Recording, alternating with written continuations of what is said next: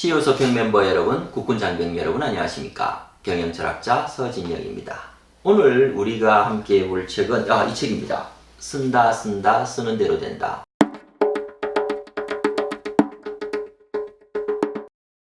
이렇게 하면 되면 소원이 없겠습니다.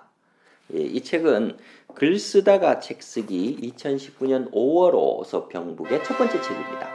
이 책의 서문을 같이 한번 읽으면서 진짜 내가 글을 쓰면 쓰는 대로 되는지 고민 한번 해보겠습니다. 쓴다 쓰는 대로 된다 전체 소개입니다. 서평북에서는 16페이지인데요. 심리학에서는 무수한 잡념의 의식을 빼앗긴 상태를 마음놓침, mindlessness라고 한다. 쉽게 말하면 마음이 딴 데가 있는 상태이다. 이것저것 걱정하거나 여러 가지 일을 한꺼번에 처리하고자 하면 무엇 하나 제대로 마무리하지 못하면서 몸과 마음만 바쁘다.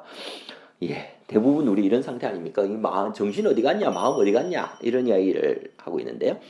이처럼 마음 놓친 상태에 이르면 쓸데없이 에너지를 빼앗겨 정작 해야 할 일에 대한 집중력이 떨어지고 스트레스에 시달리게 된다.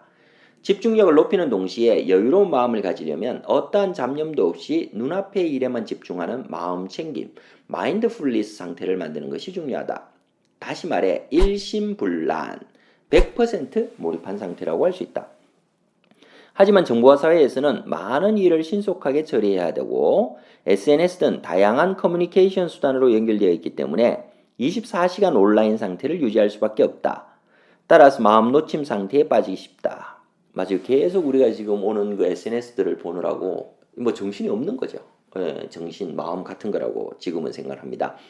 그렇다면 어떻게 해야 마음 챙김 상태를 만들 수 있을까? 그 방법 중 하나가 명상이다. 그렇죠. 명상. 명상은 마음을 차분하게 만드는 효과가 있다. 하지만 명상을 통해 일시적으로 마음이 가라앉더라도 현재의 상황을 정리하지 않으면 금세 고민과 혼란에 빠져 힘들어진다.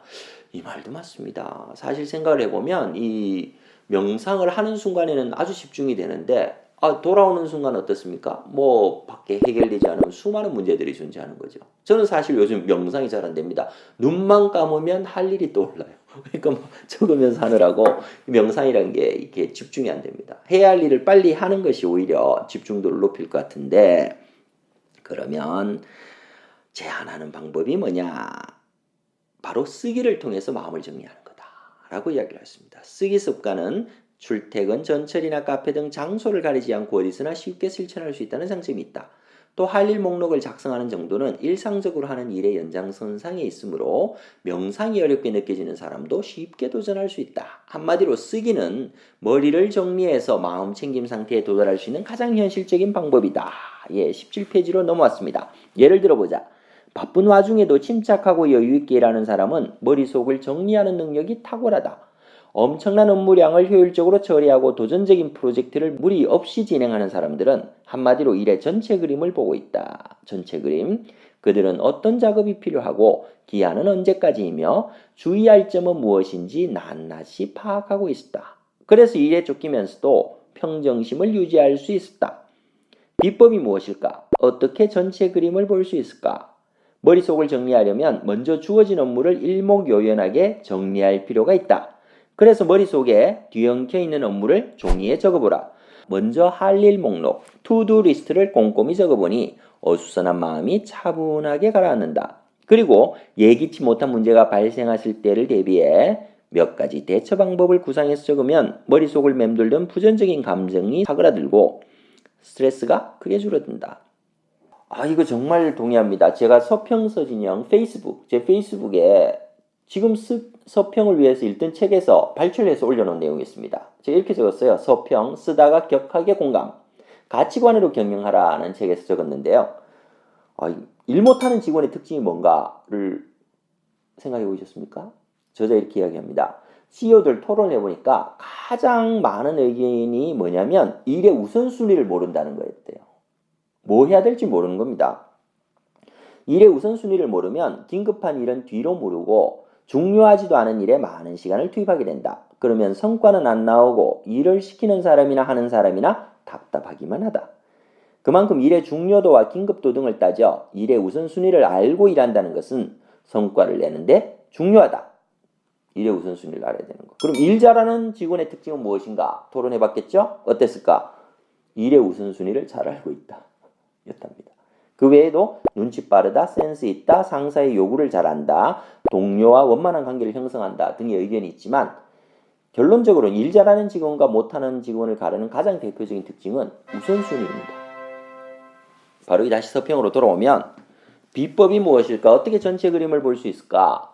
할 일을 투두리스트를 적으면서 우선순위를 정해야 되는데 그냥 막 일하는 거죠. 그러면 일 못하는 직원이 된다라고 하는 게 저 책의 이야기고 이 책에서는 그 답을 저희가 찾을 수 있는 겁니다.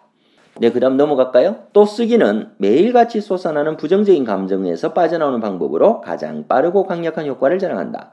쓰기를 통해 상황을 정리하고 각각의 문제를 해결하기 위한 바람직한 방향을 설정하면 마음은 혼란 상태에서 벗어나 안정을 되찾는다. 그러므로 고민하지 말고 종이를 꺼내서 써라. 아니면 컴퓨터에, 스마트폰에 써라.